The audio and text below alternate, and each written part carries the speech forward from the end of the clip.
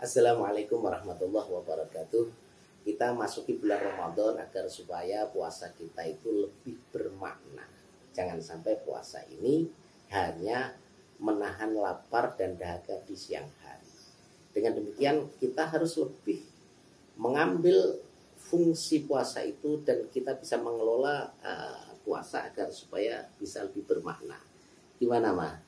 Ini kita puasanya di tahun ini harus bisa lebih baik daripada puasa-puasa yang, dan kita sambil mengingatkan kepada para santri pondok pesantren Fadlul Fadlan agar supaya jangan hanya tidur. Katanya tidur itu kan, meskipun tidur itu dalam ibadah puasa kan merupakan ibadah juga, tapi sebaiknya ya tidak tidur terus, tapi kita mengisi dengan hal-hal yang atau kegiatan yang bermanfaat. Misalnya dengan tadarus Al-Quran itu sudah harus ya, sudah pasti, dengan membaca Al-Quran, kemudian dengan zikir, tasbih, tahlil, tahmid, kemudian kita lebih sabar dan mengkaji kitab-kitab, misalnya dengan ikut mengaji yang ada di pondok pesantren. Bagi yang tidak di pondok pesantren, bagi di kantor, bekerja di pasar atau di lain-lain, itu juga bisa, tidak mesti mereka itu harus bekerja toh. Ya, dengan zikir, tahlil, tahmid, alhamdulillah. Bisa juga dengan baca sholawat, tadarus Al-Quran kalau yang hafal, kalau tidak pun murattal mendengarkan daripada ngerasani orang di pasar. Itu lebih baik. Nah ini maka puasanya akan lebih bermanfaat dibanding hanya puasa hanya menahan lapar dan dahaga saja.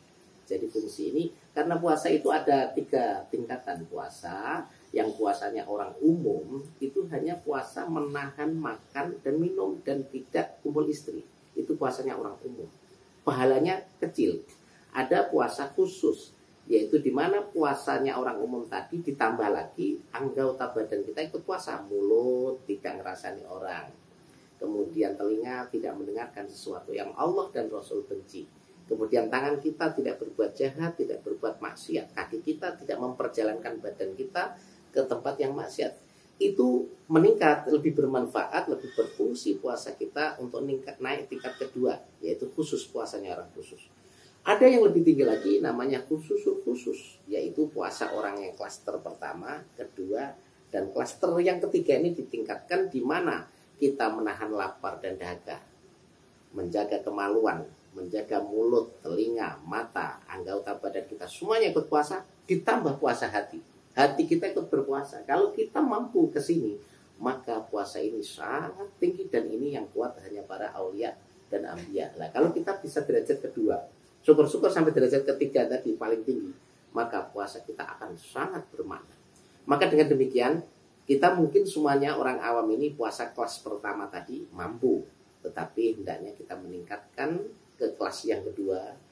Mulut kita juga puasa, mata kita puasa, mata untuk menderes tadarus Al-Quran, telinga untuk mendengarkan murattal misalnya, kemudian hati kita juga ikut puasa. Insya Allah kita semuanya akan menjadi orang-orang yang peringkat paling tinggi puasa kita.